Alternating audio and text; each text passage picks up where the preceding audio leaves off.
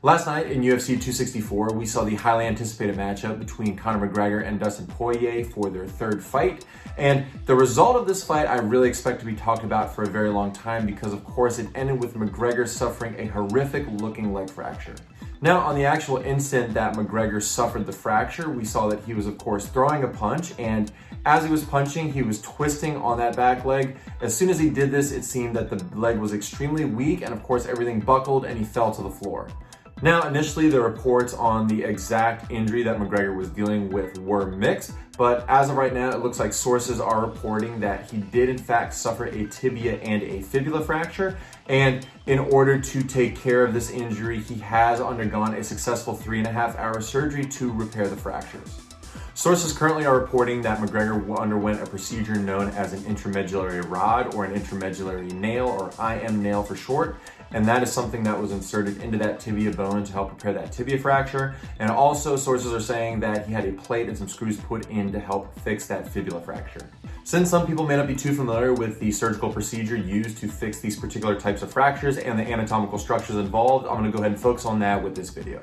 Welcome, UFC fans. For those of you that aren't familiar with me, my name is Nick Gallo and I'm a doctor of physical therapy. And with my channel, I take a look at sports injuries and discuss them so that they're a bit easier to understand.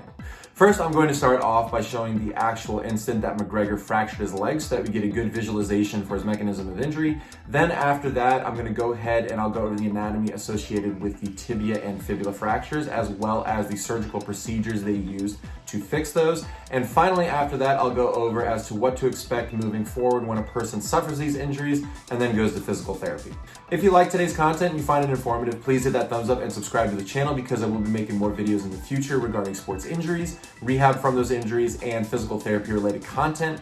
Also, if you have any comments or questions, please leave those in the comment section below. Now we see here that as McGregor goes to try and deliver that punch, as he's doing this, he's pushing off of that rear leg. And in this first instance here, the leg is already looking fairly unstable, but as he goes and he turns the foot over in order to pivot for maximal force, this is of course that moment when we see that leg and ankle buckle inwards.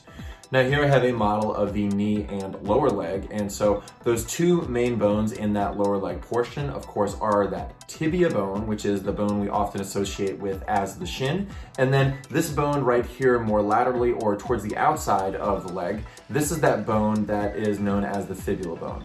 These two bones, of course, are going to come on down and form that top part of the ankle bone. So as the tibia comes on down, it's going to come on down just like this, right in through here, and it's going to form the inside portion of the ankle.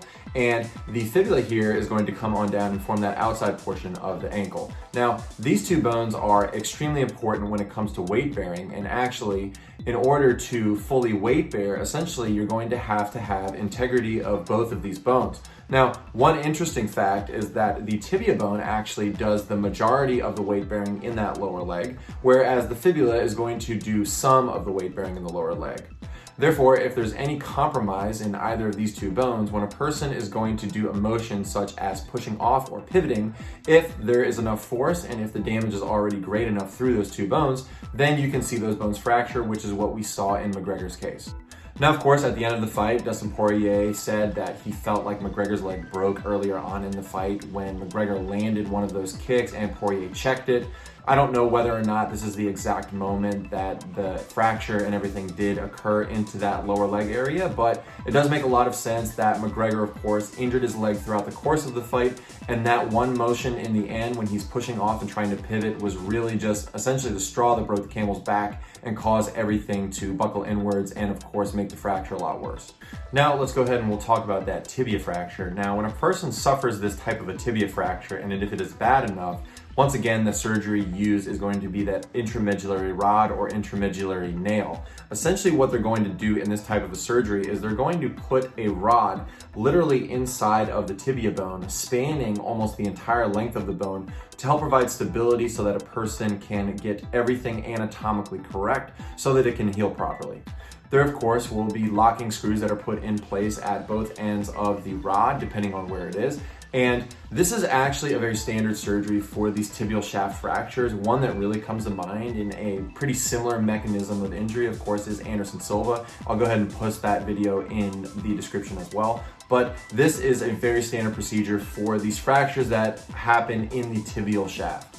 Now, the fibula, on the other hand, you can see here is actually a very extremely thin bone, and there is not a lot of room to do something like that, to put that intramedullary rod in. So commonly what they'll do is they're going to put a plate on the outside of the fracture, and it's going to span a significant portion of the broken area of bone as well. And with this plate, essentially what they're going to do is they will put screws at the top and bottom to help hold everything in place similarly.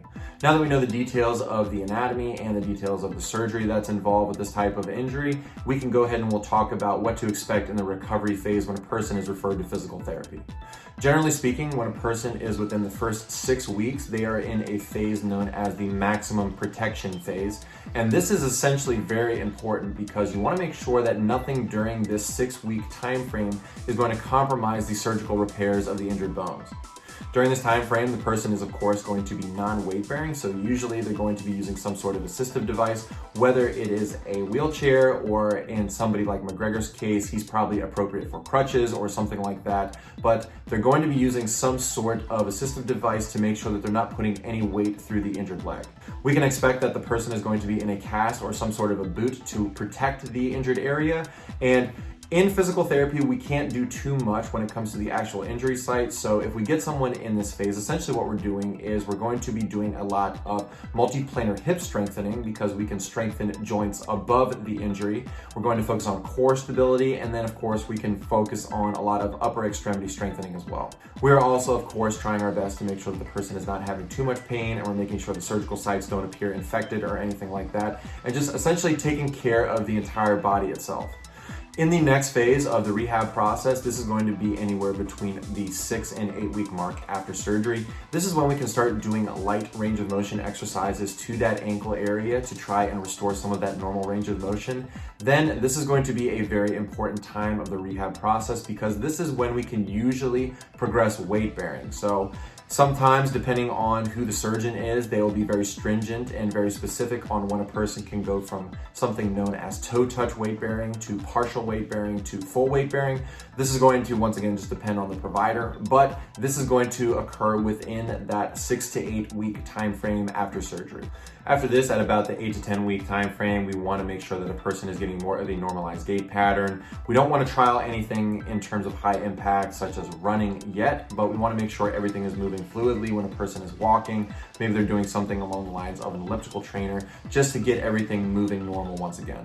Then as we get into about 10 weeks out to about 20 weeks after surgery, what we're going to do is we're going to start to work in a lot of those advanced strengthening exercises. And then when the person is appropriate, we can start to work in a lot of plyometric movements. We can also start to work in something known as pool-based exercises. So whether that person has that as a resource, we can do some underwater running and then progress that onto land when it's appropriate. So there's a lot of options that a person can do during this phase. It really just depends on what the person has access to.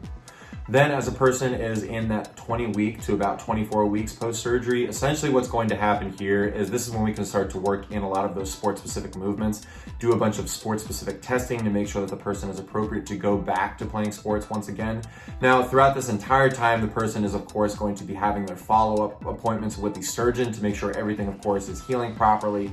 They'll do things such as x-rays just to make sure everything is in perfect alignment and that the bones are fusing properly. But once the person is within that 20 to about 24 week time frame after surgery, this is when they're going to have their follow-up with that surgeon just to make sure everything is appropriate and they get cleared to go back to sports. So that is the basic recovery process in a nutshell for somebody that has one or both of these types of fractures and surgery afterwards. So as of right now, as you can tell, it's going to be a long recovery process for Conor McGregor, unfortunately. Typically, I would say this takes anywhere between about 5 to 6 months after somebody suffers this type of injury and has this surgery. So I really wish McGregor a lot of luck moving forward because it is going to be a lengthy process. But once again, to mention Anderson Silva and some other guys, they have come back from things similar to this. So it isn't impossible. It's just going to be a long road ahead of him. If I happen to hear any type of specific things that McGregor is doing in physical therapy, or if there are any updates regarding his injuries, I'll be sure to post that in the comment section for everybody.